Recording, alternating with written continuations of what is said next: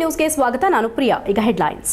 Hassan railway ನಿಲ್ದಾಣ, ಜಿಲ್ಲಾಸ್ಪತ್ರೆ ಎದುರಿನ ಅನಧಿಕೃತ ಗೂಡಂಗಡಿಗಳ ತೆರವು, ಪಾಲಿಕೆ ಕಾರ್ಯಾಚರಣೆಗೆ ವ್ಯಾಪಾರಿಗಳ ವಿರೋಧ, ಸಾರ್ವಜನಿಕ ಹಿತಕ್ಕಾಗಿ ಕ್ರಮ ಎಂದ ಆಯುಕ್ತ ಕೃಷ್ಣಮೂರ್ತಿ. ಮಲೆನಾಡಿಗೆ ಇನ್ನಷ್ಟು ಕೆಎಸ್ಆರ್ಟಿಸಿ ಬಸ್ ನೀಡಿ, ಸಕಲೇಶಪುರ ಡಿಪೋಗೆ ಹೆಚ್ಚುವರಿ ಬಸ್ ಸಿಬ್ಬಂದಿ ಮಂಜೂರಿಗೆ ಒತ್ತಾಯ, ಹೊಸ ಸಾರಿಗೆ ಸಚಿವರಿಗೆ ಶಾಸಕ ಸಿಮೆಂಟ್ ಮಂಜು ವಿಶೇಷ ಮನವಿ. ಜಿಲ್ಲೆಯಲ್ಲಿ 32% ಮಳೆ ಕೊರತೆ, ಕುಡಿಯುವ ನೀರಿನ ಪೂರೈಕೆಗೆ ಮೊದಲ ಆದ್ಯತೆ ನೀಡಿ, ವಿಪತ್ತು ನಿರ್ವಹಣಾ ಸಭೆಯಲ್ಲಿ ಸಂಸದ ಶ್ರೇಯಸ್ ಪಟೇಲ್ ಸೂಚನೆ. ಹಾಸನ ನಗರದ ರೈಲ್ವೆ ನಿಲ್ದಾಣ ಹಾಗೂ ಜಿಲ್ಲಾ ಸರ್ಕಾರಿ ಆಸ್ಪತ್ರೆ ಎದುರಿನ ಸಾರ್ವಜನಿಕ ಸ್ಥಳಗಳಲ್ಲಿ ಅನಧಿಕೃತವಾಗಿ ನಿರ್ಮಿಸಲಾಗಿದ್ದ ಗೂಡಂಗಡಿ, ತಳ್ಳುಗಾಡಿ ಹಾಗೂ ಬೀದಿ ಬದಿ ವ್ಯಾಪಾರ ಮಳಿಗೆಗಳ ವಿರುದ್ಧ ಹಾಸನ ಮಹಾನಗರ ಪಾಲಿಕೆ ಗುರುವಾರ ಬೆಳಗ್ಗೆ ಜೆಸಿಬಿ ಯಂತ್ರದ ಮೂಲಕ ತೆರವು ಕಾರ್ಯಾಚರಣೆ ನಡೆಸಿತು. ಪಾಲಿಕೆ ಆಯುಕ್ತ ಕೃಷ್ಣಮೂರ್ತಿ ಅವರ ನೇತೃತ್ವದಲ್ಲಿ ನಡೆದ ಕಾರ್ಯಾಚರಣೆ ವೇಳೆ ಕೆಲ ವ್ಯಾಪಾರಿಗಳು ಮತ್ತು ಆಟೋ ಚಾಲಕರು ತೀವ್ರ ವಿರೋಧ ವ್ಯಕ್ತಪಡಿಸಿದ ಘಟನೆ ನಡೆದಿದೆ. ಬೆಳಗ್ಗೆಯೇ ಆರಂಭವಾದ ಕಾರ್ಯಾಚರಣೆಯಲ್ಲಿ ರೈಲ್ವೆ ರಸ್ತೆ ಮತ್ತು ಜಿಲ್ಲಾಸ್ಪತ್ರೆ ಎದುರಿನ ಪಾದಚಾರಿ ಮಾರ್ಗವನ್ನು ಅತಿಕ್ರಮಿಸಿಕೊಂಡಿದ್ದ ತಾತ್ಕಾಲಿಕ ಗೂಡಂಗಡಿಗಳನ್ನು ತೆರವುಗೊಳಿಸಲಾಯಿತು. ಜೆಸಿಬಿ ಯಂತ್ರದ ಮೂಲಕ ಅಂಗಡಿಗಳನ್ನು ತೆರವುಗೊಳಿಸುತ್ತಿದ್ದಂತೆ ಕೆಲ ವ್ಯಾಪಾರಿಗಳು ಅಧಿಕಾರಿಗಳೊಂದಿಗೆ ವಾಗ್ವಾದ ನಡೆಸಿ ಜೀವನೋಪಾಯ ಕಸಿದುಕೊಳ್ಳಲಾಗುತ್ತಿದೆ ಎಂದು ಆಕ್ರೋಶ ವ್ಯಕ್ತಪಡಿಸಿದರು. ವ್ಯಾಪಾರಿಗಳು ಮಾತನಾಡಿ, ನಗರದ ಅನೇಕ ಕಡೆಗಳಲ್ಲಿ ಇದೇ ರೀತಿ ಬೀದಿ ಬದಿ ಅಂಗಡಿಗಳು ಕಾರ್ಯನಿರ್ವಹಿಸುತ್ತಿವೆ. ಆಯ್ದ ಕೆಲವರ ಅಂಗಡಿಗಳನ್ನು ಮಾತ್ರ ತೆರವುಗೊಳಿಸಿರುವುದು ನ್ಯಾಯಸಮ್ಮತವಲ್ಲ. ಪಾಲಿಕೆಗೆ ಪ್ರತಿದಿನ ಶುಲ್ಕ ಪಾವತಿಸುತ್ತಿದ್ದರೂ ಯಾವುದೇ ಲಿಖಿತ ನೋಟಿಸ್ ನೀಡದೆ ಏಕಾಏಕಿ ತೆರವು ಕಾರ್ಯಾಚರಣೆ ನಡೆಸಿರುವುದು ಸರಿಯಾದ ಕ್ರಮವಲ್ಲ ಎಂದು ಅಸಮಾಧಾನ ವ್ಯಕ್ತಪಡಿಸಿದರು. ಬಡ ಕುಟುಂಬಗಳ ಜೀವನೋಪಾಯಕ್ಕೆ ಈ ಅಂಗಡಿಗಳೇ ಆಧಾರವಾಗಿದ್ದು, ಪರ್ಯಾಯ ವ್ಯವಸ್ಥೆ ಕಲ್ಪಿಸದೆ ತೆರವುಗೊಳಿಸಿರುವುದು ಸಂಕಷ್ಟಕ್ಕೆ ದೂಡಿದೆ ಎಂದು ಆರೋಪಿಸಿದರು. ಈ ಕುರಿತು ಪ್ರತಿಕ್ರಿಯಿಸಿದ ಮಹಾನಗರ ಪಾಲಿಕೆ ಆಯುಕ್ತ ಕೃಷ್ಣಮೂರ್ತಿ, ರೈಲ್ವೆ ರಸ್ತೆ ಮತ್ತು ಜಿಲ್ಲಾಸ್ಪತ್ರೆ ಎದುರಿನ ಪಾದಚಾರಿ ಮಾರ್ಗಗಳನ್ನು ಸಾರ್ವಜನಿಕರ ಓಡಾಟಕ್ಕೆ ಮುಕ್ತಗೊಳಿಸುವ ಉದ್ದೇಶದಿಂದ ಕಾರ್ಯಾಚರಣೆ ಕೈಗೊಳ್ಳಲಾಗಿದೆ ಎಂದು ಸ್ಪಷ್ಟಪಡಿಸಿದರು. ಸಾರ್ವಜನಿಕ ಸ್ಥಳಗಳಲ್ಲಿ ಅನಧಿಕೃತವಾಗಿ ಗೂಡಂಗಡಿ ನಿರ್ಮಿಸಿ ವ್ಯಾಪಾರ ನಡೆಸುವುದು ನಿಯಮ ಬಾಹಿರ. ಬೆಳಗ್ಗೆ 6 ಗಂಟೆಯಲ್ಲೇ ಸ್ಥಳ ಖಾಲಿ ಮಾಡುವಂತೆ ಎಚ್ಚರಿಕೆ ನೀಡಲಾಗಿತ್ತು. ಅದರಂತೆ ಬೆಳಗ್ಗೆ 10 ಗಂಟೆಯಿಂದ ತೆರವು ಕಾರ್ಯಾಚರಣೆ ನಡೆಸಲಾಗಿದೆ. ತೆರವು ಕಾರ್ಯಾಚರಣೆಯಲ್ಲಿ ಮಹಾನಗರ ಪಾಲಿಕೆಯ ಆರೋಗ್ಯಾಧಿಕಾರಿಗಳು, ಕಂದಾಯ ವಿಭಾಗದ ಸಿಬ್ಬಂದಿ, ಇತರೆ ಅಧಿಕಾರಿಗಳು ಹಾಗೂ ಸಿಬ್ಬಂದಿ ಭಾಗವಹಿಸಿದ್ದರು. ಕಾರ್ಯಾಚರಣೆ ವೇಳೆ ಕೆಲಕಾಲ ಉದ್ವಿಗ್ನ ವಾತಾವರಣ ನಿರ್ಮಾಣವಾದರೂ ಬಳಿಕ ಪರಿಸ್ಥಿತಿ ನಿಯಂತ್ರಣಕ್ಕೆ ಬಂದಿತು. HCN news Haasan. ಸರ್, ಈ ದಿನ ನಾವು ಹಾಸ್ಪಿಟಲ್ ರೋಡು ಮತ್ತು ರೈಲ್ವೆ ಸ್ಟೇಷನ್ ಎರಡು ಕಡೆನೂ ಕೂಡ ಈ ಸಾರ್ವಜನಿಕರ ಸ್ಥಳಗಳಲ್ಲಿ ಅನಧಿಕೃತವಾಗಿ ಯಾವ್ಯಾರು ಅಂಗಡಿ ಇದ್ದರೂ ಅದನ್ನೆಲ್ಲ ತೆರವುಗೊಳಿಸೋ ಕಾರ್ಯಕ್ರಮನ ಇಟ್ಕೊಂಡಿದ್ದೀವಿ. ಈಗಾಗಲೇ ಬೆಳಿಗ್ಗೆ 6 ಗಂಟೆಯಲ್ಲಿ ಒಂದು ವಾರ್ನಿಂಗ್ ಕೊಟ್ಟು ಹೋಗಿದ್ವಿ.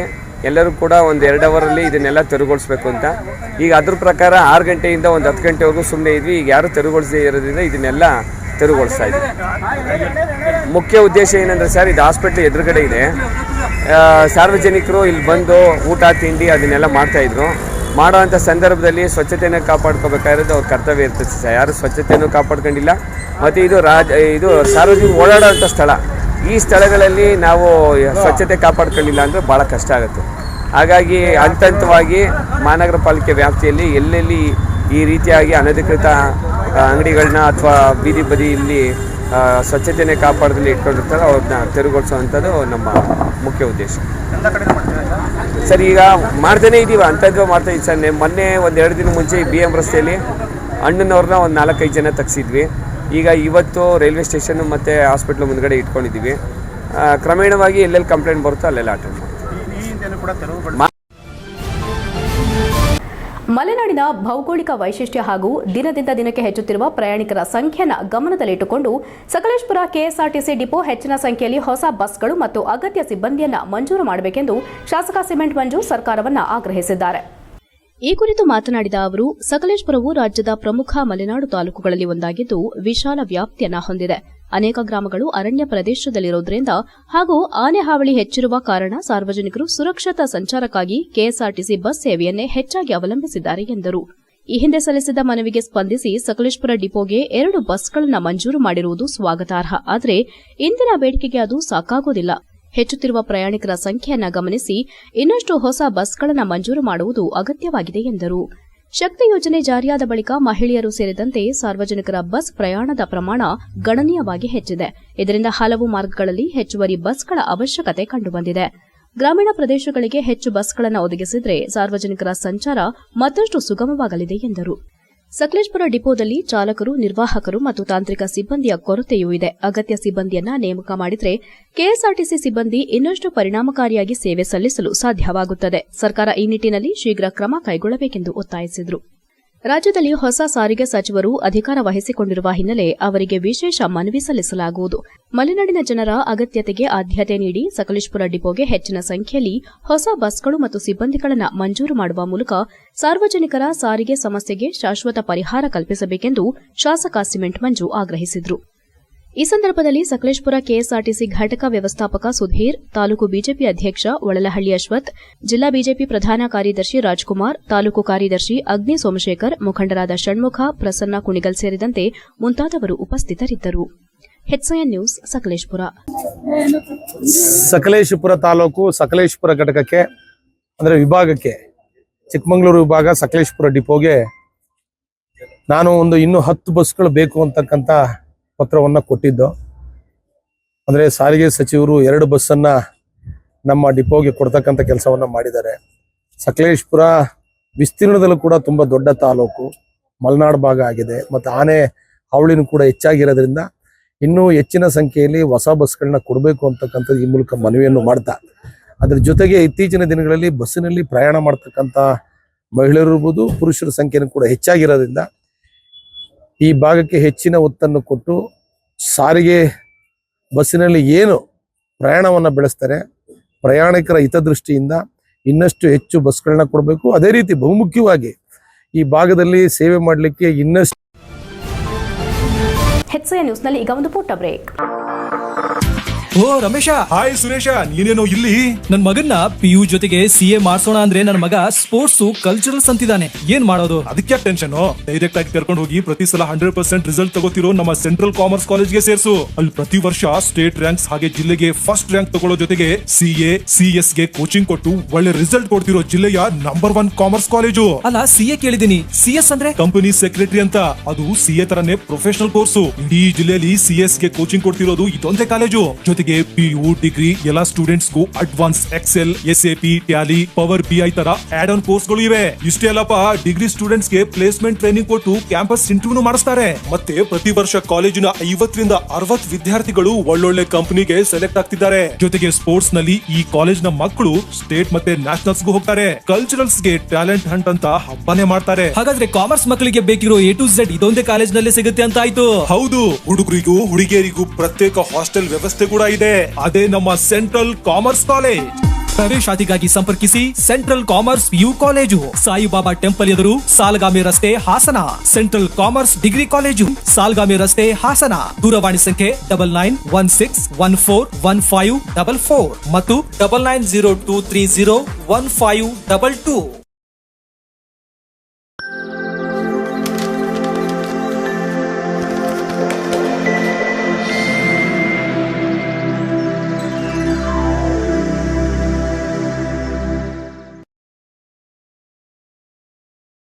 ಬ್ರೇಕ್ನ ನಂತರ ಹೆಚ್ಐಎನ್ ನ್ಯೂಸ್ಗೆ ಸ್ವಾಗತ. ಹಾಸನ ಜಿಲ್ಲೆಯಲ್ಲಿ ಮುಂಗಾರು ಮಳೆ ತೀವ್ರವಾಗಿ ಕೈಕೊಟ್ಟಿರುವ ಹಿನ್ನೆಲೆ ಜನರು ಹಾಗೂ ಜಾನುವಾರುಗಳಿಗೆ ಕುಡಿಯುವ ನೀರಿನ ಕೊರತೆ ಎದುರಾಗದಂತೆ ಅಗತ್ಯ ಮುನ್ನೆಚ್ಚರಿಕೆ ಕ್ರಮಗಳನ್ನು ಕೈಗೊಳ್ಳಬೇಕು. ಯಾವುದೇ ಗ್ರಾಮದಲ್ಲಿ ಕುಡಿಯುವ ನೀರಿನ ಸಮಸ್ಯೆ ಉಂಟಾಗದಂತೆ ಜಿಲ್ಲಾಡಳಿತ ನಿರಂತರ ನಿಗಾ ವಹಿಸಬೇಕೆಂದು ಸಂಸದ ಶ್ರೇಯಸ್ ಪಟೇಲ್ ಅಧಿಕಾರಿಗಳಿಗೆ ಕಟ್ಟುನಿಟ್ಟಿನ ಸೂಚನೆ ನೀಡಿದ್ದಾರೆ. ಹಾಸನ ನಗರದ ಜಿಲ್ಲಾಧಿಕಾರಿ ಕಚೇರಿಯಲ್ಲಿ ಗುರುವಾರ ನಡೆದ ಜಿಲ್ಲಾ ವಿಪತ್ತು ನಿರ್ವಹಣಾ ಪ್ರಾಧಿಕಾರದ ಸಭೆ ಅಧ್ಯಕ್ಷತೆ ವಹಿಸಿ ಮಾತನಾಡಿದ ಅವರು, ಜಿಲ್ಲೆಯಲ್ಲಿನ ಮಳೆ ಪರಿಸ್ಥಿತಿ, ಜಲಾಶಯಗಳ ನೀರಿನ ಮಟ್ಟ, ಕುಡಿಯುವ ನೀರಿನ ಲಭ್ಯತೆ, ಕೃಷಿ ಚಟುವಟಿಕೆಗಳು ಮತ್ತು ಬರ ಪರಿಸ್ಥಿತಿಯ ಕುರಿತು ಅಧಿಕಾರಿಗಳೊಂದಿಗೆ ಸುದೀರ್ಘ ಚರ್ಚೆ ನಡೆಸಿದರು. ಈ ಬಾರಿ ಮುಂಗಾರು ಆರಂಭವಾದರೂ ನಿರೀಕ್ಷಿತ ಪ್ರಮಾಣದಲ್ಲಿ ಮಳೆಯಾಗಿಲ್ಲ. ಜಿಲ್ಲೆಯಲ್ಲಿ ಒಟ್ಟಾರೆ 32% ಮಳೆ ಕೊರತೆಯಾಗಿದ್ದು, ವಿಶೇಷವಾಗಿ ಜೂನ್ ತಿಂಗಳಿನಲ್ಲಿ ತೀವ್ರ ಮಳೆ ಅಭಾವ ಕಂಡುಬಂದಿದೆ. ಇದರ ಪರಿಣಾಮ ರೈತರು ಬಿತ್ತನೆ ಕಾರ್ಯ ಆರಂಭಿಸಲು ಸಾಧ್ಯವಾಗದೆ ಕೃಷಿ ಚಟುವಟಿಕೆಗಳು ಹಿನ್ನಡೆಯಾಗಿವೆ. ಮಳೆಗಾಗಿ ಕಾಯುತ್ತಿರುವ ರೈತರು ಆತಂಕದಲ್ಲಿದ್ದು, ಮುಂದಿನ ಕೆಲ ದಿನಗಳ ಮಳೆಯೇ ಕೃಷಿ ಭವಿಷ್ಯವನ್ನ ನಿರ್ಧರಿಸಲಿದೆ ಎಂದು ಅಧಿಕಾರಿಗಳು ಸಭೆಯಲ್ಲಿ ಮಾಹಿತಿ ನೀಡಿದರು. ಜಿಲ್ಲೆಯ ಪ್ರಮುಖ ಕುಡಿಯುವ ನೀರಿನ ಮೂಲವಾದ ಹೇಮಾವತಿ ಜಲಾಶಯದಲ್ಲಿ ಪ್ರಸ್ತುತ ಕೇವಲ 10 ಟಿಎಂಸಿ ನೀರು ಮಾತ್ರ ಬಳಕೆಗೆ ಲಭ್ಯವಿದೆ. ಇದೇ ಜಲಾಶಯದಿಂದ ಹಾಸನ, ಅರಕಲಗೂಡು, ಹೊಳೆನರಸೀಪುರ ಮತ್ತು ಆಲೂರು ತಾಲೂಕುಗಳಿಗೆ ಕುಡಿಯುವ ನೀರು ಪೂರೈಕೆಯಾಗುತ್ತಿದೆ. ಈ 4 ತಾಲೂಕುಗಳ ಕುಡಿಯುವ ನೀರಿನ ಅಗತ್ಯಕ್ಕಾಗಿ ಪ್ರತಿ ತಿಂಗಳು ಸುಮಾರು 2 ರಿಂದ 2.5 ಟಿಎಂಸಿ ನೀರು ಬೇಕಾಗುತ್ತದೆ. ಪ್ರಸ್ತುತ ಇರುವ ನೀರಿನ ಪ್ರಮಾಣವನ್ನು ಲೆಕ್ಕ ಹಾಕಿದರೆ ಇನ್ನು ಸುಮಾರು 3 ತಿಂಗಳ ಅವಶ್ಯಕತೆಯನ್ನ ಮಾತ್ರ ಪೂರೈಸುವಷ್ಟು ಸಂಗ್ರಹವಿದೆ ಎಂದು ಅಧಿಕಾರಿಗಳು ವಿವರಿಸಿದರು. ಸಭೆಯ ಅಂತ್ಯದಲ್ಲಿ ಎಲ್ಲಾ ಇಲಾಖೆಗಳು ಪರಸ್ಪರ ಸಮನ್ವಯದಿಂದ ಕಾರ್ಯನಿರ್ವಹಿಸಿ ಸಾರ್ವಜನಿಕರಿಗೆ ಯಾವುದೇ ತೊಂದರೆ ಉಂಟಾಗದಂತೆ ಎಚ್ಚರಿಕೆಯಿಂದ ಕೆಲಸ ಮಾಡುವಂತೆ ಸಂಸದ ಶ್ರೇಯಸ್ ಪಟೇಲ್ ಸೂಚನೆ ನೀಡಿದರು. ಸಭೆಯಲ್ಲಿ ಜಿಲ್ಲಾಧಿಕಾರಿ ಲತಾಕುಮಾರಿ, ಜಿಲ್ಲಾ ಪಂಚಾಯಿತಿ ಮುಖ್ಯ ಕಾರ್ಯನಿರ್ವಹಣಾಧಿಕಾರಿ ಶುಭಾಂ ಶುಕ್ಲಾ, ತಹಸೀಲ್ದಾರ್ ಗೀತಾ ಹಾಗೂ ಜಿಲ್ಲೆಯ ಎಲ್ಲ ತಹಸೀಲ್ದಾರರು ಹಾಗೂ ವಿವಿಧ ಇಲಾಖೆಗಳ ಅಧಿಕಾರಿಗಳು ಭಾಗವಹಿಸಿದ್ದರು. HCN news Hassan. ನಮ್ಮ ಎಸಿಸು, ತಹಸೀಲ್ದಾರ್ಸು, ತಾಲೂಕು ಪಂಚಾಯಿತಿ ಇಒಸು, ಕೃಷಿ ಇಲಾಖೆ, ತೋಟಗಾರಿಕಾ ಇಲಾಖೆ ಹಾಗೂ ಗ್ರಾಮೀಣ ಕುಡಿಯುವ ನೀರಿನ ಇಲಾಖೆಗಳಾಗಿರ್ಬೋದು, ಮತ್ತು ಎಲ್ಲ ತಾಲೂಕಿನ ಪುರಸಭಾ ಮುಖ್ಯಾಧಿಕಾರಿಗಳು, ನಗರಸಭಾ ಆಯುಕ್ತರು ಎಲ್ಲ ಸೇರಿ ಇವತ್ತೊಂದು ನಿಮಗೆಲ್ಲ ಗೊತ್ತಿರುವಂಗೆ ನಮ್ಮ ಜಿಲ್ಲೆಯಲ್ಲಿ ಕ್ರಮೇಣ ಮಳೆ ಕಡಿಮೆ ಆಗಿದೆ. ಸುಮಾರು -32% -32 ನಾವು ಮಳೆಗಾಲದ ಕೊರತೆಯಲ್ಲಿದ್ದೀವಿ ನಮ್ಮ ಜಿಲ್ಲೆ ಈ ವಾರದ ಕೊನೆಗೆ. ಹಾಗಾಗಿ ಅದ್ರ ಬಗ್ಗೆ ತುರ್ತಾಗಿ ಕುಡಿಯೋ ನೀರಿನ ನಿಟ್ಟಿನಲ್ಲಿ ಮತ್ತು ಬೆಳೆ ಯಾವ ರೀತಿಯಲ್ಲಿದೆ ಇವತ್ತಿಗೆ ನಮ್ಮ ಜಿಲ್ಲೆಯಲ್ಲಿ, ಯಾವ ಹಂತದಲ್ಲಿ ಇವತ್ತು ಬೆಳೆ ಇದೆ ಅನ್ನೋದನ್ನು ನಾವು ಮಾಹಿತಿ ತಗೊಳ್ಳೋಕ್ಕೋಸ್ಕರ ಇವತ್ತು ಒಂದು ಸಭೆಯೆಲ್ಲ ಸೇರಿಸಿದ್ದು. ಇವತ್ತು ನಾವು ನಮ್ಮ DCCO ಅವರೆಲ್ಲ ಒಂದು ನಿರ್ದೇಶನ ಕೊಟ್ಟಿದ್ದೀವಿ. ಯಾವುದೇ ಕಾರಣಕ್ಕೂ ಜಿಲ್ಲೆಯಲ್ಲಿ ಕುಡಿಯೋ ನೀರಿಗೆ ಸಮಸ್ಯೆ ಆಗಬಾರ್ದು. ಅದು ಗ್ರಾಮೀಣ ಭಾಗದಲ್ಲಾಗಿರ್ಬೋದು, ನಗರ ಭಾಗದಲ್ಲಾಗಿರ್ಬೋದು, ಕುಡಿಯೋ ನೀರಿನ ವಿಷಯದಲ್ಲಿ ನಮಗೆ ಯಾವುದೇ ರೀತಿ ಸಮಸ್ಯೆ ಆಗಬಾರ್ದು, ಸಾರ್ವಜನಿಕರಿಗೆ ಆಗಬಾರ್ದು ಅಂತ ಕೇಳಿದ್ದೀವಿ. ಜೊತೆಗೆ ಮನವಿಯನ್ನು ಮಾಡಿದ್ದೀವಿ. ಸಾರ್ವಜನಿಕರಿಗೆ ಮನವಿ ಮಾಡಿ ನಮ್ಮ DC ಮೇಡಮ್ ಅವರು ಒಂದು ನಿರ್ದೇಶನ ಕೊಟ್ಟಿದ್ದಾರೆ. ನೀರಿನಲ್ಲಿ ಮಿತವ್ಯಯ ಬಳಕೆಯನ್ನು ನಾವು ಮಾಡಬೇಕಾಗ್ತದೆ. ಯಾಕಂದರೆ ಹೇಳಿದರೆ ಮಳೆರಾಯ ನಮಗೆ ಕೃಪೆ ತೋರಿಸೋವರೆಗೂ ನಾವು ನೀರನ್ನು ಆದಷ್ಟು ಮಿತವಾಗಿ ಬೆಳೆಸೋದು ನಮ್ಮ ಜವಾಬ್ದಾರಿಯಾಗಿರ್ತದೆ. ಅದು ಸಹ ನಿರ್ದೇಶನ ಕೊಟ್ಟಿದ್ದೀವಿ. ನಿಮಗೆ ಗೊತ್ತಿರೋ ಹಾಗೆ ಈಗ ಕೃಷಿ ಚಟುವಟಿಕೆ ವಿಷಯದಲ್ಲಿ ಬಂದಾಗ ಕೃಷಿ ಚಟುವಟಿಕೆಯಲ್ಲಿ ಸಹ ನಾವು ಹಿನ್ನಡೆಯಲ್ಲಿದ್ದೀವಿ. ನಾವು ಇಲ್ಲಿವರೆಗೆ ಸುಮಾರು 80,000 ಹೆಕ್ಟೇರಷ್ಟು ಜೋಳನ ನಾವು ಬಿತ್ತನೆಯನ್ನಾಗಬೇಕಿತ್ತು. 50% ಸಹ ಬಿತ್ತನೆಯಲ್ಲಿ ನಾವು ಕುಂಠಿತಾ ಇದ್ದೀವಿ. ಸುಮಾರು ಇಲ್ಲಿವರೆಗೂ 41,000 ಹೆಕ್ಟೇರ್ ಮಾತ್ರ ಆ ಜೋಳ ಬಿತ್ತನೆ ಆಗಿದೆ. ಹಾಗಾಗಿ ಅದನ್ನು ಸಹ ನಾವು ಚರ್ಚೆಯನ್ನು ಮಾಡಿದ್ವಿ. ಮಳೆ ಕೊರತೆಯಿಂದಾಗಿ ಜೋಳ ಬಿತ್ತನೆ ಕಡಿಮೆ ಆಗಿದೆ. ಇನ್ನು ರಾಗಿ ಮತ್ತು ಭತ್ತ ಇವರು ಇದಕ್ಕೆಲ್ಲ ಬಿತ್ತನೆಗಿನ್ನೂ ಕಾಲಾವಕಾಶ ಇದೆ. ಯಾಕಂತ ಹೇಳಿದ್ರೆ ಮಳೆ ನಾವು ಇನ್ನು ನಿರೀಕ್ಷೆಯಲ್ಲಿದ್ದೀವಿ. ನಾವೀಗ ಜುಲೈ ಮೊದಲನೇ ವಾರದಲ್ಲಿ ಇರೋದರಿಂದ ಈ ತಿಂಗಳು ಉತ್ತಮವಾದ ಮಳೆ ಆಗಬಹುದು ಅನ್ನೋದು ಒಂದು ಪ್ರೆಡಿಕ್ಷನ್ ನಮ್ಮ ಕೃಷಿ ಇಲಾಖೆ ಅಧಿಕಾರಿಗಳು ಹೇಳಿದ್ದಾರೆ. ಆದರೆ ಸಹ ನಾವು ಒಂದು ಆಶಾಭಾವನೆಯಲ್ಲಿದ್ದೀವಿ, ಒಳ್ಳೆ ಮಳೆ ಆಗ್ತದೆ ನಮಗೆ ಈ ಸರಿ ಮತ್ತೆ ಆಗ್ಬೋದು ಅನ್ನೋದು. ಹಾಗಾಗಿ ಅಂತಾರಾಷ್ಟ್ರೀಯ ಖ್ಯಾತಿಯ ಚಿತ್ರಕಲಾವಿದ, ಪ್ರಗತಿಪರ ಚಿಂತಕ, ಲೇಖಕ ಹಾಗೂ ರೈತ ದಲಿತ ಚಳುವಳಿಗಳೊಂದಿಗೆ ನಿಕಟವಾಗಿ ಗುರುತಿಸಿಕೊಂಡಿದ್ದ 78 ವರ್ಷದ KT ಶಿವಪ್ರಸಾದ್ ಅವರ ನಿಧನಕ್ಕೆ ಹಾಸನ ಜಿಲ್ಲೆ ಸೇರಿದಂತೆ ರಾಜ್ಯದ ವಿವಿಧ ಭಾಗಗಳ ಗಣ್ಯರು, ಕಲಾವಿದರು, ರೈತ ಸಂಘದ ಮುಖಂಡರು ಮತ್ತು ಸಾರ್ವಜನಿಕರು ಭಾವಪೂರ್ಣ ಶ್ರದ್ಧಾಂಜಲಿ ಸಲ್ಲಿಸಿದ್ದಾರೆ. ಕಿಡ್ನಿ ಸಂಬಂಧಿತ ಕಾಯಿಲೆಯಿಂದ ಬಳಲುತ್ತಿದ್ದ ಶಿವಪ್ರಸಾದ್ ಅವರನ್ನ ಬೆಂಗಳೂರಿನ ಖಾಸಗಿ ಆಸ್ಪತ್ರೆಗೆ ದಾಖಲಿಸಲಾಗಿತ್ತು. ಇತ್ತೀಚೆಗೆ ಶಸ್ತ್ರಚಿಕಿತ್ಸೆಗೆ ಒಳಗಾಗಿದ್ದರೂ ಚಿಕಿತ್ಸೆ ಫಲಕಾರಿಯಾಗದೆ ಮಂಗಳವಾರ ಅವರು ಕೊನೆಯುಸಿರೆಳೆದರು. ಬುಧವಾರ ಹಾಸನ ನಗರದ ಹಾಸನಾಂಬ ಕಲಾಕ್ಷೇತ್ರದಲ್ಲಿ ಅವರ ಪಾರ್ಥಿವ ಶರೀರವನ್ನ ಸಾರ್ವಜನಿಕರ ಅಂತಿಮ ದರ್ಶನಕ್ಕೆ ಇರಿಸಲಾಗಿತ್ತು. ಸಾವಿರಾರು ಜನರು ಅಂತಿಮ ನಮನ ಸಲ್ಲಿಸಿದ್ರು. ಬಳಿಕ ಬಿಟ್ಟಗೋಡನಹಳ್ಳಿ ಶಾಂತಿಧಾಮದಲ್ಲಿ ಅಂತ್ಯ ಸಂಸ್ಕಾರ ನೆರವೇರಿಸಲಾಯಿತು. ಈ ವೇಳೆ ಮಡಿದ KT ಶಿವಪ್ರಸಾದ್ ಅವರ ಸಹೋದರರು ಚಿತೆಗೆ ಅಗ್ನಿಸ್ಪರ್ಶ ಮಾಡಿದ್ರು. ಈ ವೇಳೆ ಓ ನನ್ನ ಚೇತನ ಆಗು ನೀ ಅನಿಕೇತನ ಹಾಡು ಹೋರಾಟಗಾರರಿಂದ ಕೇಳಿಬಂದಿತು. ಅಂತಿಮ ದರ್ಶನಕ್ಕೆ ಸಂಸದ ಶ್ರೇಯಸ್ ಎಂ ಪಟೇಲ್, ಶಾಸಕ HP ಸ್ವರೂಪ್, ಅಪರ ಜಿಲ್ಲಾಧಿಕಾರಿ ಜಗದೀಶ್, ಜಿಲ್ಲಾ ಒಕ್ಕಲಿಗರ ಸಂಘದ ಅಧ್ಯಕ್ಷ GL ಮುದ್ದೇಗೌಡ, ಬೂಕರ್ ಪ್ರಶಸ್ತಿ ವಿಜೇತೆ ಬಾನು ಮುಷ್ತಾಕ್, ರೈತ ಸಂಘದ ರಾಜ್ಯಾಧ್ಯಕ್ಷ ಕೋಡಿಹಳ್ಳಿ ಚಂದ್ರಶೇಖರ್, ವಿವಿಧ ರಾಜಕೀಯ ಪಕ್ಷಗಳ ಮುಖಂಡರು, ರೈತ ಸಂಘದ ಪದಾಧಿಕಾರಿಗಳು, ಸಾಹಿತ್ಯ, ಕಲೆ ಹಾಗೂ ಸಾಮಾಜಿಕ ಸಂಘಟನೆಗಳ ಪ್ರತಿನಿಧಿಗಳು, ಜಿಲ್ಲಾಡಳಿತದ ಅಧಿಕಾರಿಗಳು ಸೇರಿದಂತೆ ಸಾವಿರಾರು ಅಭಿಮಾನಿಗಳು ಆಗಮಿಸಿ ಅಂತಿಮ ನಮನ ಸಲ್ಲಿಸಿದರು. ಶಾಸಕ HP ಸ್ವರೂಪ್ ಮಾತನಾಡಿ, KT ಶಿವಪ್ರಸಾದ್ ಅವರ ನಿಧನದಿಂದ ಕಲೆ, ಸಾಹಿತ್ಯ ಹಾಗೂ ಸಮಾಜ ಸೇವೆಯ ಕ್ಷೇತ್ರಕ್ಕೆ ಅಪಾರ ನಷ್ಟವಾಗಿದೆ. ಅವರು ಕೇವಲ ರಾಜ್ಯದಲ್ಲಷ್ಟೇ ಅಲ್ಲದೆ ದೇಶ ವಿದೇಶಗಳಲ್ಲೂ ತಮ್ಮ ಕಲೆಯ ಮೂಲಕ ಹೆಸರು ಮಾಡಿದ್ದವರು. ಸಮಾಜಮುಖಿ ಚಿಂತನೆಗಳನ್ನು ತಮ್ಮ ಚಿತ್ರಗಳಲ್ಲಿ ಮೂಡಿಸಿದ ಅಪರೂಪದ ಕಲಾವಿದರಾಗಿದ್ದರು. ಅವರ ಆತ್ಮಕ್ಕೆ ಶಾಂತಿ ಸಿಗಲಿ ಮತ್ತು ಕುಟುಂಬಕ್ಕೆ ದುಃಖ ಭರಿಸುವ ಶಕ್ತಿ ದೊರೆಯಲಿ ಎಂದು ಸಂತಾಪ ಸೂಚಿಸಿದರು. ರೈತ ಸಂಘದ ರಾಜ್ಯಾಧ್ಯಕ್ಷ ಕೋಡಿಹಳ್ಳಿ ಚಂದ್ರಶೇಖರ್ ಮಾತನಾಡಿ, ಶಿವಪ್ರಸಾದ್ ಕೇವಲ ಖ್ಯಾತ ಕಲಾವಿದರಲ್ಲ, ರೈತ ಚಳವಳಿಯ ಪ್ರಬಲ ಹೋರಾಟಗಾರರಾಗಿದ್ದರು. ಉದ್ಯಮಿಗಳ ಕುಟುಂಬದಲ್ಲಿ ಹುಟ್ಟಿದರೂ ರೈತರ ನೋವಿಗೆ ಸ್ಪಂದಿಸಿ ರೈತ ಚಳವಳಿಗೆ ಧುಮುಕಿದ ಅಪರೂಪದ ವ್ಯಕ್ತಿಯಾಗಿದ್ದರು ಎಂದರು. HCN news Hassan. KT Shivaprasad ನಮ್ಮೆಲ್ಲ ಸ್ನೇಹಿತರು. ಅವರು ನಮ್ಮ ಕಾರ್ಲೆ ತಿಮ್ಮಪ್ಪ ಗೌಡರು ಏನಿದ್ರು ಅವರು ಭಾಳ ಕರ್ನಾಟಕದಲ್ಲಿ ದೊಡ್ಡ ಉದ್ದಿಮೆದಾರರು. ಅವ್ರ ಮಗ ಇವರು. ಒಬ್ಬ ಉದ್ದಿಮೆದಾರರ ಮಗ ರೈತ ಚಳುವಳಿಯಲ್ಲಿ ಕೆಲಸ ಮಾಡಿದ್ದು ವಿಶೇಷ. ಆ ವಿಶೇಷ ಏನಂದರೆ ಅವರು ಇದ್ದಂಥ ಸಂಪರ್ಕ ಪ್ರೊಫೆಸರ್ ನಂಜುಂಡಸ್ವಾಮಿ ಆಗಲಿ, ಪೂರ್ಣಚಂದ್ರ ತೇಜಸ್ವಿ ಆಗಲಿ, ಸುಂದರೇಶ್ ಆಗಲಿ, ಇವರೆಲ್ಲರ ಒಡನಾಡಿಯಾಗಿದ್ದ ಕಾರಣಕ್ಕೆ ಈ ಚಳುವಳಿಯನ್ನು ಧುಮುಕಿ ಚಳುವಳಿಯನ್ನು ಕಟ್ಟೋ ದಿಕ್ಕಿನಲ್ಲಿ ಆದರೆ ಸಾವಿನ ಸಂದರ್ಭದಲ್ಲಿ ಈ ಒಂದು ನೋಟ ಇದೆಯಲ್ಲ, ಅಪಾರ ಸಂಖ್ಯೆಯ ಬಂಧು ಮಿತ್ರರು, ಅವರ ಪ್ರೀತಿ, ವಿಶ್ವಾಸ, ಅಭಿಮಾನ ಇವೆಲ್ಲವನ್ನು ಜೊತೆಗಿಟ್ಕೊಂಡು ವಿದಾಯ ಕೋರುವಂತಹದ್ದು ಅಪರೂಪದ ವ್ಯಕ್ತಿತ್ವ ಮತ್ತು ಅಪರೂಪದ ವ್ಯಕ್ತಿಗಳಿಗೆ ಮಾತ್ರ ಸಾಧ್ಯ. ಶಿವಪ್ರಸಾದ್ ಬಗ್ಗೆ ಹೇಳ್ತಾ ಹೋದರೆ ಇಡೀ ದಿನ ಕಳ್ಕೊಳ್ಳೋದೆ. ಸೂಕ್ತವಾಗಿ ಹೇಳೋದಾದ್ರೆ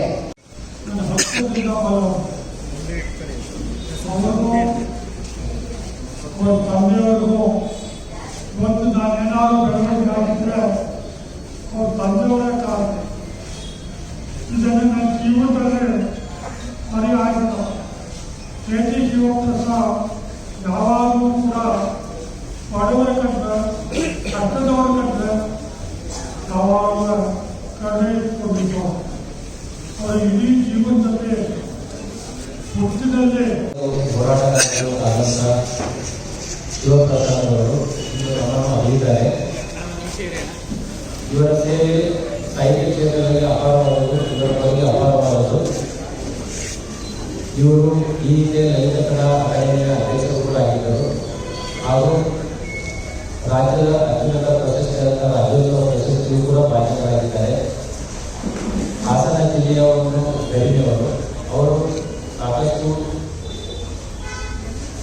ಸಾಹಿತ್ಯ ಕ್ಷೇತ್ರದಲ್ಲಿ ಕೊಡುಗೆಯನ್ನು ಕೊಟ್ಟು ಮುಂದಿನ ಪೀಳಿಗೆಗಳಿಗೆ ಮತ್ತು ಇನ್ನಿತರ ಸಾಹಿತ್ಯಗಳಿಗೆ ಮಾದರಿಯಾಗಿದ್ದಾರೆ. ಇಂದು ಅವರು HCN ನ್ಯೂಸ್ನಲ್ಲಿ ಈಗ ಒಂದು ಪುಟ್ಟ ಬ್ರೇಕ್.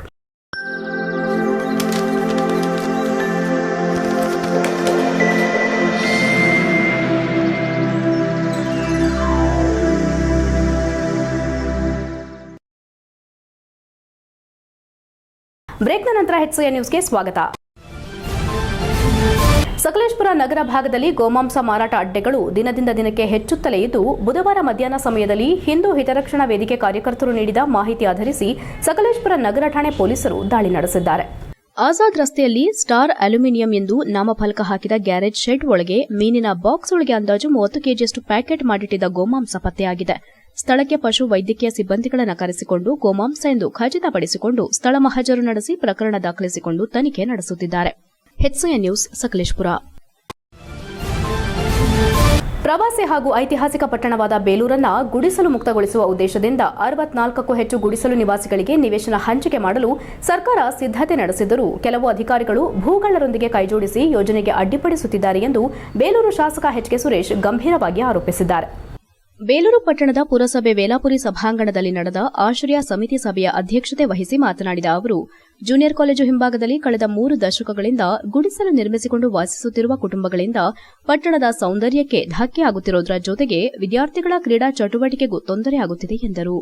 ಈ ಹಿನ್ನೆಲೆ ಅಲ್ಲಿನ 65 ಗುಡಿಸಲು ನಿವಾಸಿಗಳಿಗೆ ರಾಯಪುರ ಸಮೀಪದ ಪ್ರದೇಶದಲ್ಲಿ ನಿವೇಶನ ನೀಡುವ ಭರವಸೆಯನ್ನ ತಾವು ಅಧಿಕಾರಿಗಳೊಂದಿಗೆ ಸ್ಥಳಕ್ಕೆ ತೆರಳಿ ನೀಡಿದ್ದೇವೆ.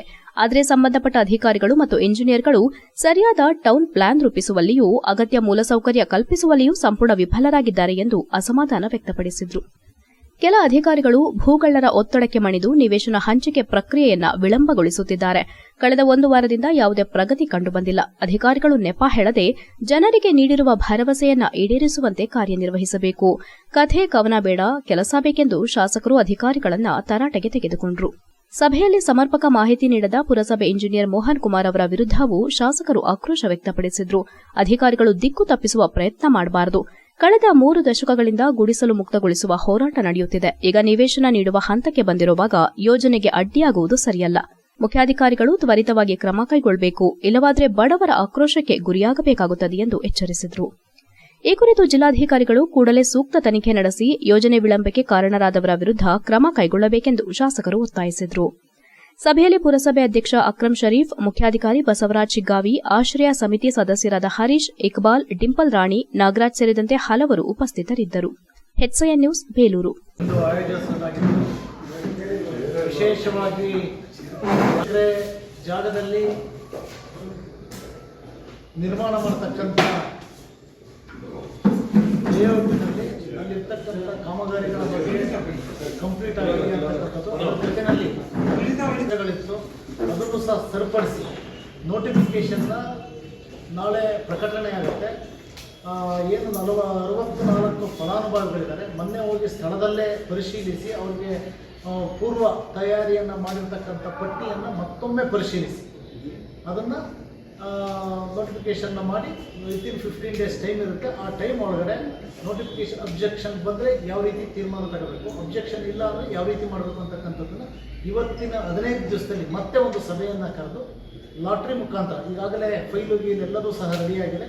ಅದನ್ನು ಸರ್ಕಾರದ ಕಾನೂನಿನ ಚೌಕಟ್ಟೊಳಗಡೆ ಫಲಾನುಭವಿಗಳಿಗೆ ಹಂಚಿಕೆಯನ್ನು ಮಾಡ್ತಕ್ಕಂಥ ಕೆಲಸವನ್ನು ಮಾಡ್ತೀವಿ. ಈಗಾಗಲೇ ಕಾಮಗಾರಿಯೂ ಸಹ 90% ಮುಗಿದಿದೆ. ಇನ್ನು ಉಳಿದಂಥದ್ದು 10% ಎಲೆಕ್ಟ್ರಿಕಲ್ ಕಾಮಗಾರಿ ಇದೆ. ಅದನ್ನು ಪೂರ್ಣಗೊಳಿಸಿ ಅವರಿಗೆ ಮೂಲಭೂತ ಸೌಕರ್ಯಗಳೊಂದಿಗೆ ಅಂದರೆ ನೀರು ಮತ್ತು ಕರೆಂಟ್ ಇದನ್ನು ಮತ್ತು ರಸ್ತೆ ಇದನ್ನು ಸರಿಪಡಿಸಿ ಫಲಾನುಭವಿಗಳನ್ನ ಕೂಡಲೇ ಅಲ್ಲಿಗೆ ಶಿಫ್ಟ್ ಮಾಡ್ತಕ್ಕಂಥ ಕೆಲಸನ ನಾವು ಕಮಿಟಿ ಮತ್ತು ಎಲ್ಲ ಅಧಿಕಾರಿಗಳ ನೇತೃತ್ವದಲ್ಲಿ ಮಾಡ್ತೀವಿ. ವಿಳಂಬ ಆಗ್ತಾ ಇರೋದಕ್ಕೆ HCN ನ್ಯೂಸ್ನಲ್ಲಿ ಈಗ ಒಂದು ಪುಟ್ಟ ಬ್ರೇಕ್. ಹಾಸನದಲ್ಲಿ 28 ವರ್ಷಗಳಿಂದ ಜನತೆಗೆ ಅತ್ಯುತ್ತಮವಾದ ವೈದ್ಯಕೀಯ ಸೇವೆಯನ್ನು ನೀಡುತ್ತಿರುವ ಹೇಮಾವತಿ ಮಲ್ಟಿಸ್ಪೆಷಾಲಿಟಿ ಹಾಸ್ಪಿಟಲ್ ಹಾಸನ. ನಮ್ಮಲ್ಲಿ ದಿನದ 24 ಗಂಟೆಯೂ ಆಕ್ಸಿಡೆಂಟಲ್ ಇಂಜುರೀಸ್ ಮತ್ತು ಎಮರ್ಜೆನ್ಸಿ ಸರ್ವಿಸ್ಗಳನ್ನು ಹೊಂದಿದೆ. ಹೇಮಾವತಿ ಆಸ್ಪತ್ರೆಯ ಡಾಕ್ಟರ್ ನಿಖಿಲ್ ಆರ್ ಭಟ್ ರವರು MS ಆರ್ಥೋಪೆಡಿಕ್ನಲ್ಲಿ ಚಿನ್ನದ ಪದಕ ಪಡೆದು ಸಿಂಗಾಪುರ್ ಜನರಲ್ ಹಾಸ್ಪಿಟಲ್ನಲ್ಲಿ ಫೆಲೋಶಿಪ್ ಇನ್ ಜಾಯಿಂಟ್ ರಿಪ್ಲೇಸ್ಮೆಂಟ್ ಸರ್ಜರಿಯ ಪದವಿ ಪಡೆದು ಸೇವೆಯನ್ನ ಸಲ್ಲಿಸಿರುತ್ತಾರೆ.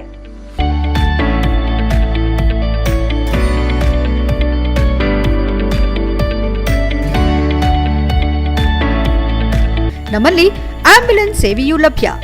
ಇನ್ನೇಕೆ ತಡ? ನೀವು ಯಾವುದೇ ಮೂಳೆ ಸಮಸ್ಯೆ ಹೊಂದಿದ್ದರೆ ಹಿಂದೆ ಭೇಟಿ ನೀಡಿ. ಹೇಮಾವತಿ ಮಲ್ಟಿಸ್ಪೆಷಾಲಿಟಿ ಹಾಸ್ಪಿಟಲ್, ಉತ್ತರ ಬಡಾವಣೆ, ಹಾಸನ. ಬ್ರೇಕ್ನ ನಂತರ HCN ನ್ಯೂಸ್ಗೆ ಸ್ವಾಗತ. ಸಕಲೇಶಪುರ ತಾಲೂಕಿನ ಬ್ಯಾಕರವಳ್ಳಿ ಗ್ರಾಮ ಪಂಚಾಯಿತಿ ವ್ಯಾಪ್ತಿಯ ಕುಣಿಕಲ್ ಗ್ರಾಮದಲ್ಲಿ ಜೂನ್ 28 ಹಾಗೂ 29ರಂದು ಸುರಿದ ಭಾರೀ ಮಳೆಯಿಂದ ಶೇಖರ್ ಅವರ ಮನೆ ತಡೆಗೋಡೆ ಕುಸಿದು ಬಿದ್ದಿದ್ದು ಮನೆಗೆ ಭಾರೀ ಹಾನಿಯಾಗಿದೆ. ಸದ್ಯ ಮನೆ ಅಪಾಯದ ಸ್ಥಿತಿಯಲ್ಲಿದ್ದು ಮುಂದಿನ ದಿನಗಳಲ್ಲಿ ಮತ್ತಷ್ಟು ಮಳೆ ಸುರಿದರೆ ಸಂಪೂರ್ಣ ಮನೆ ಕುಸಿಯುವ ಆತಂಕ ಕುಟುಂಬವನ್ನ ಕಾಡುತ್ತಿದೆ. ಸ್ಥಳೀಯರ ಮಾಹಿತಿ ಪ್ರಕಾರ 2024 ಮತ್ತು 25ರಲ್ಲೂ ಸುರಿದ ಭಾರೀ ಮಳೆಯಿಂದ ಇದೇ ಮನೆಗೆ ಸಾಕಷ್ಟು ಹಾನಿಯಾಗಿತ್ತು. ಆಗ ಬ್ಯಾಕರವಳ್ಳಿ ಗ್ರಾಮ ಪಂಚಾಯಿತಿಗೆ ಹಾಗೂ ಸಂಬಂಧಪಟ್ಟ ಅಧಿಕಾರಿಗಳಿಗೆ ಪರಿಹಾರಕ್ಕಾಗಿ ಮನವಿ ಸಲ್ಲಿಸಲಾಗಿದ್ರೂ ಇದುವರೆಗೂ ಯಾವುದೇ ರೀತಿ ಪರಿಹಾರ ದೊರೆತಿಲ್ಲ ಎಂದು ಕುಟುಂಬದವರು ಆರೋಪಿಸಿದ್ದಾರೆ. ಈ ಬಾರಿ ಮತ್ತೆ ಮಳೆಯಿಂದ ತಡೆಗೋಡೆ ಕುಸಿದಿರುವ ಹಿನ್ನೆಲೆ ಕುಟುಂಬ ತೀವ್ರ ಆತಂಕದಲ್ಲಿದೆ. ಮನೆ ಪಕ್ಕದಲ್ಲೇ ಬಿರುಕುಗಳು ಕಾಣಿಸಿಕೊಂಡಿದ್ದು ಇನ್ನಷ್ಟು ಮಳೆ ಸುರಿದರೆ ದೊಡ್ಡ ಅನಾಹುತ ಸಂಭವಿಸುವ ಸಾಧ್ಯತೆ ಇದೆ. ಇಂತಹ ಪರಿಸ್ಥಿತಿಯಲ್ಲೂ ಅಧಿಕಾರಿಗಳು ಸ್ಥಳ ಪರಿಶೀಲನೆ ನಡೆಸಿ ತುರ್ತು ಕ್ರಮ ಕೈಗೊಂಡಿಲ್ಲ ಎಂದು ಆರೋಪವು ಕೇಳಿಬಂದಿದೆ. ಗ್ರಾಮಸ್ಥರು ಸಂಬಂಧಪಟ್ಟ ಕಂದಾಯ ಇಲಾಖೆ, ಗ್ರಾಮ ಪಂಚಾಯಿತಿ ಮತ್ತು ಜಿಲ್ಲಾಡಳಿತ ತಕ್ಷಣ ಸ್ಥಳಕ್ಕೆ ಭೇಟಿ ನೀಡಿ ಹಾನಿಯ ಮೌಲ್ಯಮಾಪನ ನಡೆಸಿ ಸೂಕ್ತ ಪರಿಹಾರ ಒದಗಿಸಬೇಕು. ಅನಾಹುತ ಸಂಭವಿಸಿದ ನಂತರ ಕ್ರಮ ಕೈಗೊಳ್ಳುವುದಕ್ಕಿಂತ ಅಪಾಯದ ಮುನ್ಸೂಚನೆ ಇರುವಾಗಲೇ ಅಧಿಕಾರಿಗಳು ಸ್ಪಂದಿಸಬೇಕು. ಮುಂದೆ ಏನಾದರೂ ಅವಘಡ ಸಂಭವಿಸಿದರೆ ಅದರ ಹೊಣೆ ಯಾರು ಹೊರತಾರೆ ಎಂಬ ಪ್ರಶ್ನೆಯನ್ನ ಗ್ರಾಮಸ್ಥರು ಮತ್ತು ಕುಟುಂಬದವರು ಎತ್ತಿದ್ದಾರೆ. HCN news, Sakleshpur. ಶ್ರೀ ಕ್ಷೇತ್ರ ಧರ್ಮಸ್ಥಳ ಗ್ರಾಮಾಭಿವೃದ್ಧಿ ಯೋಜನೆ ವತಿಯಿಂದ ಸರ್ಕಾರಿ ಜೂನಿಯರ್ ಕಾಲೇಜಿನಲ್ಲಿ ಸ್ವಾಸ್ಥ್ಯ ಸಂಕಲ್ಪ ಆನ್ಲೈನ್ ಜಾಗೃತಿ ಕಾರ್ಯಕ್ರಮ ಆಯೋಜಿಸಲಾಗಿತ್ತು.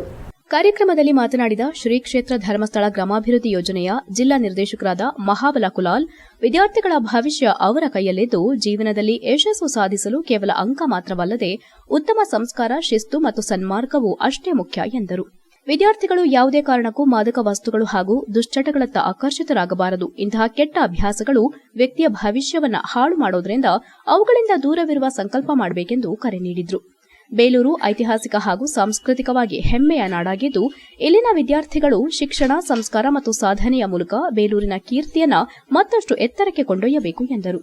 ಒಂದು ಶೈಕ್ಷಣಿಕ ವರ್ಷದ ಪಾಠವನ್ನ 10 ತಿಂಗಳು ಕಲಿತು 3 ಗಂಟೆಗಳ ಪರೀಕ್ಷೆಯಲ್ಲಿ ಉತ್ತೀರ್ಣರಾಗುವುದು ಎಷ್ಟು ಮುಖ್ಯವೋ ಜೀವನದ ಪರೀಕ್ಷೆಯಲ್ಲಿ ಯಶಸ್ಸು ಸಾಧಿಸುವುದು ಅಷ್ಟೇ ಮುಖ್ಯವಾಗಿದೆ. ಶಾಲೆಯ ಪರೀಕ್ಷೆಯಲ್ಲಿ ಸೋತರೆ ಮತ್ತೊಂದು ಅವಕಾಶ ಸಿಗಬಹುದು. ಆದರೆ ದುಶ್ಚಟಗಳು ಹಾಗೂ ಮಾದಕ ವ್ಯಸನಗಳ ಬಲೆಗೆ ಬಿದ್ದರೆ ಇಡೀ ಜೀವನವೇ ಸಂಕಷ್ಟಕ್ಕೆ ಸಿಲುಕುವ ಅಪಾಯವಿದೆ. ಆದ್ದರಿಂದ ವಿದ್ಯಾರ್ಥಿಗಳು ಉತ್ತಮ ಮೌಲ್ಯಗಳನ್ನು ಅಳವಡಿಸಿಕೊಂಡು ಆರೋಗ್ಯಕರ ಹಾಗೂ ಅರ್ಥಪೂರ್ಣ ಜೀವನ ರೂಪಿಸಿಕೊಳ್ಳಬೇಕೆಂದು ಸಲಹೆ ನೀಡಿದರು. ಕಾರ್ಯಕ್ರಮದ ಅಧ್ಯಕ್ಷತೆ ವಹಿಸಿ ಮಾತನಾಡಿದ ಸರ್ಕಾರಿ ಪ್ರಥಮ ದರ್ಜೆ ಕಾಲೇಜಿನ ಪ್ರಾಂಶುಪಾಲರಾದ ಹರೀಶ್ ಕೆ, ವಿದ್ಯಾರ್ಥಿಗಳು ಪಠ್ಯ ಶಿಕ್ಷಣದ ಜೊತೆಗೆ ಆರೋಗ್ಯ, ಶಿಸ್ತು, ಉತ್ತಮ ನಡವಳಿಕೆ ಹಾಗೂ ಸಾಮಾಜಿಕ ಹೊಣೆಗಾರಿಕೆಯನ್ನು ಬೆಳೆಸಿಕೊಳ್ಳಬೇಕು ಎಂದರು. ವಿದ್ಯಾರ್ಥಿ ಜೀವನವು ವ್ಯಕ್ತಿಯ ಭವಿಷ್ಯವನ್ನು ರೂಪಿಸುವ ಅತ್ಯಂತ ಮಹತ್ವದ ಹಂತವಾಗಿದ್ದು, ಈ ಅವಧಿಯಲ್ಲಿ ಉತ್ತಮ ಅಭ್ಯಾಸಗಳನ್ನು ರೂಢಿಸಿಕೊಳ್ಳುವುದರೊಂದಿಗೆ ದೈಹಿಕ ಹಾಗೂ ಮಾನಸಿಕ ಆರೋಗ್ಯಕ್ಕೂ ಆದ್ಯತೆ ನೀಡಬೇಕು ಎಂದರು. ಶಿಕ್ಷಣದ ಉದ್ದೇಶ ಕೇವಲ ಉತ್ತಮ ಅಂಕಗಳನ್ನು ಗಳಿಸುವುದಲ್ಲ, ಉತ್ತಮ ವ್ಯಕ್ತಿತ್ವ, ನೈತಿಕ ಮೌಲ್ಯಗಳು ಹಾಗೂ ಸಮಾಜಮುಖಿ ಮನೋಭಾವವನ್ನು ಬೆಳೆಸುವುದಾಗಿದೆ. ಇಂತಹ ಆರೋಗ್ಯ ಜಾಗೃತಿ ಕಾರ್ಯಕ್ರಮಗಳು ವಿದ್ಯಾರ್ಥಿಗಳಲ್ಲಿ ಆರೋಗ್ಯಕರ ಜೀವನ ಶೈಲಿ ಹಾಗೂ ಸಾಮಾಜಿಕ ಜವಾಬ್ದಾರಿಯ ಬಗ್ಗೆ ಅರಿವು ಮೂಡಿಸುತ್ತದೆ ಎಂದರು. ಈ ಸಂದರ್ಭದಲ್ಲಿ ಮಾತೃಶ್ರೀ ಹೇಮಾವತಿ ಅಮ್ಮನವರು, ಮಹಿಳಾ ಜ್ಞಾನ ವಿಕಾಸದ ಅಧ್ಯಕ್ಷರು ವೆಂಕಟೇಶ್, ಪ್ರಸನ್ನ, ಯೋಜನಾಧಿಕಾರಿ ಮಂಜುಳಾ, ಸವಿತಾ, ಭಾಗ್ಯ, ಪ್ರತಿಮಾ ಹಾಗೂ ಇತರರು ಉಪಸ್ಥಿತರಿದ್ದರು. HCN news, Belur. ಮತ್ತು ಎಲ್ಲ ನಮ್ಮ ಶ್ರೀ ಕ್ಷೇತ್ರ ಧರ್ಮಸ್ಥಳ ರಾಮೋದ್ಯೋಗ ಮಂಡಳಿಯ ಎಲ್ಲ ಪದಾಧಿಕಾರಿಗಳೇ, ಕಳೆದ ಒಂದು 15-20 ದಿನದಿಂದನೂ ಅವರು ನನ್ನ ಅಪ್ರೋಚ್ ಮಾಡಿ, ಸಾರ್ ಒಂದು 30ನೇ ತಾರೀಕು ಈ ಥರ ಪರಮ ಪೂಜ್ಯರ ವೀರೇಂದ್ರ ಹೆಗಡೆ ಅವರ ಒಂದು ಮಾರ್ಗದರ್ಶನದಲ್ಲಿ ಒಂದು ಆನ್ಲೈನ್ ಕಾರ್ಯಕ್ರಮ ಇದೆ, ವಿದ್ಯಾರ್ಥಿಗಳೆಲ್ಲ ಬರ್ಲಿಕ್ಕೆ ಹೇಳಿ ತುಂಬ ಇದು ಮಾಡ್ತಾ ಇದ್ರು. ನಾವು ಈ ತಿಂಗಳಲ್ಲಿ ಆಗಲೇ ಒಂದು 3 ಕಾರ್ಯಕ್ರಮಗಳು ಮಾಡಿಬಿಟ್ಟಿದ್ವಿ. ಮತ್ತೊಂದು ಪೊಲೀಸ್ ಡಿಪಾರ್ಟ್ಮೆಂಟಿಂದ ಮತ್ತು ನಮ್ಮ ಡಿಪಾರ್ಟ್ಮೆಂಟಿಂದ ಲೆಕ್ಚರರ್ಸ್ಗಳೆಲ್ಲ ಸಾರ್ ಒಂದೇ ತಿಂಗಳಲ್ಲಿ 3-4 ಪಾಠ ಆಗಲ್ಲ, ಆಗೋದಕ್ಕೋಸ್ಕರ ಅನುಕೂಲ ಆಗ್ತಾ ಇದೆ ಅನ್ನೋ ಉದ್ದೇಶದಿಂದ ಮೊನ್ನೆನೂ ಇದು ಮಾಡಿ, ಏಕೆಂದರೆ ಅವರು ಸುಮಾರು ಲಕ್ಷಾಂತರ ವಿದ್ಯಾರ್ಥಿಗಳಿಗೆ ಒಂದು ದಾರಿದೀಪ ಆಗಿದ್ದಾರೆ. ಅವರು ಏನೋ ಒಂದು ಮಾತು ಹೇಳೋದನ್ನ ನಾವು ಕೇಳೋದಕ್ಕೆ ತುಂಬ ಅವರಾಗೆ ಬಂದು ನಮ್ಮನ್ನು ಕೇಳ್ಕೊಳ್ತಾ ಇದ್ದಾಗ ನಾವು ಅಲ್ಲಿಗೆ ಹೋಗಿ ಕೇಳೋಕ್ಕೆ ಎಷ್ಟು ಕಷ್ಟ ಆಗುತ್ತೆ. ಆ ಉದ್ದೇಶ ಇಟ್ಕೊಂಡು ಆಯ್ತು ಬನ್ನಿ ಅಂತ ಹೇಳಿದ್ವಿ. ಅವ್ರು ಬಂದು ಸುದೀರ್ಘವಾಗಿ ಸುಮಾರು ಒಂದು 11 ಗಂಟೆಯಿಂದ ಇನ್ನೊಂದು 2 ಗಂಟೆ ಆಯ್ತಾ, ಈಗ 1:30ವರೆಗೂ. ಕೊನೆಯಲ್ಲಿ ಮತ್ತೊಮ್ಮೆ ಮುಖ್ಯಾಂಶಗಳು. ಹಾಸನ ರೈಲ್ವೆ ನಿಲ್ದಾಣ, ಜಿಲ್ಲಾಸ್ಪತ್ರೆ ಎದುರಿನ ಅನಧಿಕೃತ ಗೂಡಂಗಡಿಗಳ ತೆರವು, ಪಾಲಿಕೆ ಕಾರ್ಯಾಚರಣೆಗೆ ವ್ಯಾಪಾರಿಗಳ ವಿರೋಧ, ಸಾರ್ವಜನಿಕ ಹಿತಕ್ಕಾಗಿ ಕ್ರಮ ಎಂದ ಆಯುಕ್ತ ಕೃಷ್ಣಮೂರ್ತಿ. ಮಲೆನಾಡಿಗೆ ಇನ್ನಷ್ಟು ಕೆಎಸ್ಆರ್ಟಿಸಿ ಬಸ್ ನೀಡಿ, ಸಕಲೇಶಪುರ ಡಿಪೋಗೆ ಹೆಚ್ಚುವರಿ ಬಸ್ ಸಿಬ್ಬಂದಿ ಮಂಜೂರಿಗೆ ಒತ್ತಾಯ, ಹೊಸ ಸಾರಿಗೆ ಸಚಿವರಿಗೆ ಶಾಸಕ ಸಿಮೆಂಟ್ ಮಂಜು ವಿಶೇಷ ಮನವಿ. ಜಿಲ್ಲೆಯಲ್ಲಿ 32% ಮಳೆ ಕೊರತೆ, ಕುಡಿಯುವ ನೀರಿನ ಪೂರೈಕೆಗೆ ಮೊದಲ ಆದ್ಯತೆ ನೀಡಿ, ವಿಪತ್ತು ನಿರ್ವಹಣಾ ಸಭೆಯಲ್ಲಿ ಸಂಸದ ಶ್ರೇಯಸ್ ಪಟೇಲ್ ಸೂಚನೆ. ಇಷ್ಟೊತ್ತು ನೀವು ನೋಡಿದ್ದು ಹಾಸನದ ಸುದ್ದಿ, ಅಂದ್ರೆ HCN ನ್ಯೂಸ್.